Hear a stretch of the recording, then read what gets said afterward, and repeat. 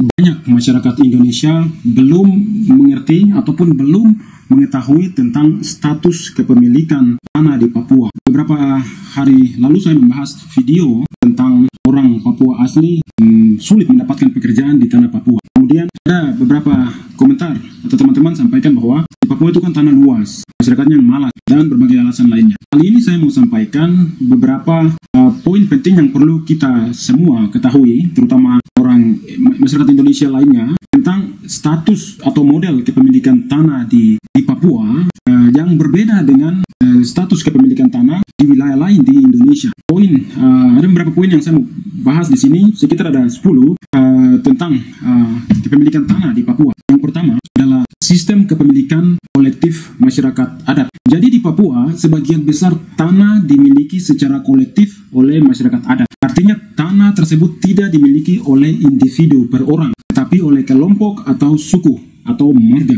Ya. Ini adalah tradisi yang sudah langsung lama, ya, dan tanah dianggap sebagai warisan budaya yang harus dijaga bersama-sama. Sistem ini berbeda dengan konsep kepemilikan individu yang lebih umum di Indonesia. Sehingga kalau orang sudah memiliki tanah secara kolektif, keputusan harus dibuat secara kolektif, tidak bisa mewakili atau diwakili oleh atau lewat satu orang saja, harus secara kolektif. Jika tidak, kita tahu ya, masalah banyak. Poin kedua adalah tidak ada batas tanah yang jelas, ya, karena tanah dimiliki secara bersama dan luas biasanya, ya, berhektar-hektar. Seringkali tanah tidak memiliki batas yang jelas antara kelompok atau suku, tidak ditentukan secara tegas. Karena pada dulu atau pada zaman dulu masyarakat itu mengenal batas-batas wilayah itu berdasarkan misalnya ada kali, sungai, gunung atau pohon-pohon tertentu, ataupun batas-batas itu diketahui oleh orang-orang tua yang mengerti tanah sejarah. Nah, generasi sekarang ini tidak banyak yang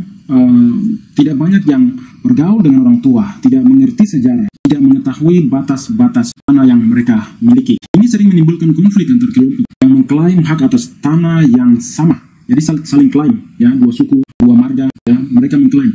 Ketidakjelasan batas ini menyebabkan perselisihan yang berkepanjangan, terutama ketika tanah tersebut dimanfaatkan untuk kepentingan tertentu seperti pembangunan atau pertanian, apalagi dalam jumlah yang besar. Ya. Lalu yang ketiga, perselisihan antar kelompok. Salah satu masalah terbesar dalam kepemilikan tanah secara kolektif adalah munculnya perselisihan, ya, yang terjadi, baik itu ketika salah satu kelompok atau individu dalam kelompok ini menggunakan tanah untuk keperluan atau kepentingan pribadi. Apalagi di tanah Papua ini kan banyak sekali tokoh-tokoh masyarakat yang muncul tiba-tiba mengklaim sebagai dia kepala suku, dia ondo di situ, dia yang berhak dan seterusnya. Sementara status kepemilikan tanah adalah secara kolektif. Tanpa persetujuan semua pihak yang terlibat, penggunaan tanah secara pribadi, ya, tersebut tidak bisa diterima, ya, dan bisa menyebabkan konflik internal yang sulit diselesaikan, ya, konflik antar marga, antar suku, yang antar kelompok yang ada. Keempat adalah ketidakpastian hukum. Jadi banyak masyarakat di Papua tidak memiliki sertifikat tanah yang diakui secara resmi oleh pemerintah. Akibatnya hak milik mereka sulit diakui oleh hukum negara. Tanpa sertifikat yang sah, tanah dapat dengan mudah diperebutkan,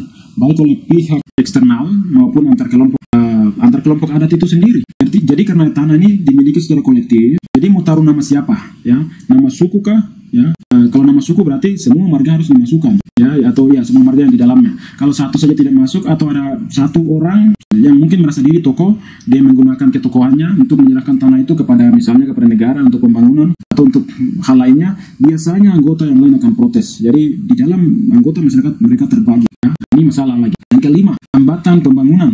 Ya, sudah tahu, ya, sistem kepemilikan kolektif ini seringkali menjadi hambatan bagi proyek pembangunan di Papua, baik itu pembangunan infrastruktur, kebunan atau mungkin tambang, ya. Pemerintah dan investor kesulitan mencapai kesepakatan dengan masyarakat adat, ya, walaupun mungkin sepakat tapi membayar biaya yang mahal, ya, karena keputusan keputusan mengenai tanah harus melibatkan seluruh kelompok yang terlibat, sehingga makin sulit, ya. Hal ini sering memperlambat, ya, atau menghentikan proyek-proyek besar yang seharusnya bisa meningkatkan kesejahteraan masyarakat, ya. Ada satu misalnya provinsi di Papua yang kantor gubernurnya belum dibangun sampai sekarang atau belum direncanakan karena status tanah itu menjadi masalah. Saya melihatnya ini adalah kepemilikan kolektif, ya, bukan kepemilikan individu atau hanya satu suku atau satu tokoh, tapi ada kubu di dalam masyarakat sendiri terpecah untuk kepentingan masing-masing. Poin keenam adalah kesenjangan antara tradisi dan modernitas. Ya, sistem kolektif kepemilikan tanah secara kolektif ini menciptakan kesenjangan antara tradisi masyarakat adat yang harus dijaga, ya, pada Papua dan kebutuhan pembangunan modern. Ya, di satu sisi kita harus menjaga budaya tradisi yang ada, tetapi juga di satu sisi kita harus menerima atau berhadapan dengan pembangunan yang modern. Di satu sisi situasi ini membuat masyarakat adat ingin mempertahankan tanah mereka sebagai warisan budaya dan identitas. Orang Papua sebut tanah sebagai mama, mau menjaganya. Di sisi lain, perkembangan ekonomi dan kebutuhan infrastruktur menuntut adanya pemanfaatan tanah yang lebih efisien. Hal ini menciptakan ketegangan antara kebutuhan pelestarian budaya dan tuntutan modernitas. Ya. Kita bisa melihat pemerintah memaksakan menginginkan ada proyek pangan nasional di Papua dengan memakan lahan 1 juta 2 juta hektar. Sementara dari sisi budaya, kepemilikan, hak, warisan, dari sisi lingkungan menjadi tegang ya dari dua sisi. Ada yang terima, ada yang tidak terima. Pemerintah memaksakan dan seterusnya. Ya, jadi ini menjadi kesenjangan antara tradisi kepemilikan secara tradisional menjaga budaya dan pembangunan modern.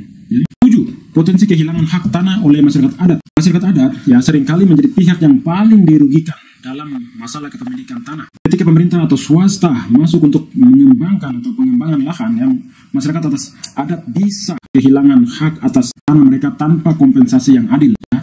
Ketidakpastian status kepemilikan tanah menyebabkan masyarakat adat sulit mempertahankan tanah mereka ketika ada pihak luar yang ingin mengambil alih. Apalagi pihak luar, entah itu pemerintah ataupun swasta, menggunakan jasa anak asli setempat, toko yang ditokohkan di situ atau toko yang dibuat di situ, dibayar, disogok, dipaksa untuk harus serahkan tanahnya, maka potensi kehilangan tanah oleh masyarakat adat itu sangat tinggi. Bukan hanya kehilangan, tetapi juga rugi karena kompensasi yang diberikan tidak setara. 8 adalah perlu adanya dialog dan solusi yang adil ya. Untuk mengatasi masalah ini diperlukan dialog yang mendalam antara pemerintah, masyarakat adat, dan investor. Solusi yang adil harus memperhitungkan kepentingan semua pihak, termasuk hak-hak tradisional masyarakat adat dan kebutuhan pembangunan modern. Diperlukan pendekatan yang sensitif terhadap budaya lokal agar tanah bisa dimanfaatkan tanpa mengorbankan hak-hak masyarakat adat atau hak-hak masyarakat asli Papua. Ya. Kemudian yang selanjutnya ya, pengakuan hak tanah secara resmi. Pengakuan resmi terhadap kepemilikan tanah masyarakat adat sangat penting. Mungkin pemerintah sudah dilakukan, tetapi mungkin perlu lagi ya. Pemerintah perlu memberikan kepastian hukum dengan memberikan sertifikat tanah yang sah dengan batas-batas yang jelas kepada masyarakat adat sehingga hak mereka diakui secara formal. Ini bisa membantu mengurangi konflik dan meningkatkan kesejahteraan masyarakat melalui pemanfaatan tanah yang lebih terorganisir. Ya, itu penting. Saya pikir ini kementeriannya Pak Agus Harimurti Yudhoyono ini sudah giat-giatnya sedang melaksanakan itu, dan ke depan pemerintahan Prabowo harus melanjutkan lebih baik lagi, khususnya di Papua. Ya, kita tidak mau masyarakat dan masyarakat saling bertengkar, bertikai sampai dengan hal-hal yang tidak diinginkan, misalnya pembunuhan tidak boleh terjadi hanya gara-gara hal seperti ini. Dan terakhir ya, dampak sosial dan ekonomi. Masalah kepemilikan tanah di Papua berdampak luas pada kondisi sosial dan ekonomi masyarakat. Tanpa kepemilikan tanah yang jelas, masyarakat adat kesulitan memanfaatkan sumber daya alam mereka secara optimal, yang pada akhirnya memperparah kemiskinan. Tanah dibiarkan seperti itu karena satu orang kerja, satu orang memanfaatkan, warga lain, kelompok lain mereka juga mempermasalahkan. Ya. Sehingga ya, tanah dibiarkan seperti itu. Konflik terkait tanah juga mempengaruhi stabilitas sosial yang bisa menghambat pembangunan ya, keberlanjutan di tanah Papua. Masalah kepemilikan tanah secara kolektif ini memerlukan perhatian serius dari pemerintah ya, karena melibatkan aspek tradisi, hak asasi manusia, serta keseimbangan antara pembangunan dan pelestarian budaya lokal. Satu hal yang perlu dilakukan mungkin Majelis Rakyat Papua atau MRP di seluruh tanah Papua perlu memperhatikan hal ini supaya status kepemilikan lahan secara kolektif ini harus diperjelas, disahkan, disertifikatkan, dan diatur oleh undang-undang dan dimanfaatkan oleh masyarakat adat itu sendiri sehingga tidak ada stigma yang muncul bahwa orang Papua tanah luas tapi malas kerja. Saya pikir itu dulu untuk hari ini. Terima kasih, selamat menonton. Silakan sampaikan komentar ya, dan juga silakan share video ini. Thank you. I'll see you in the next video. Bye bye.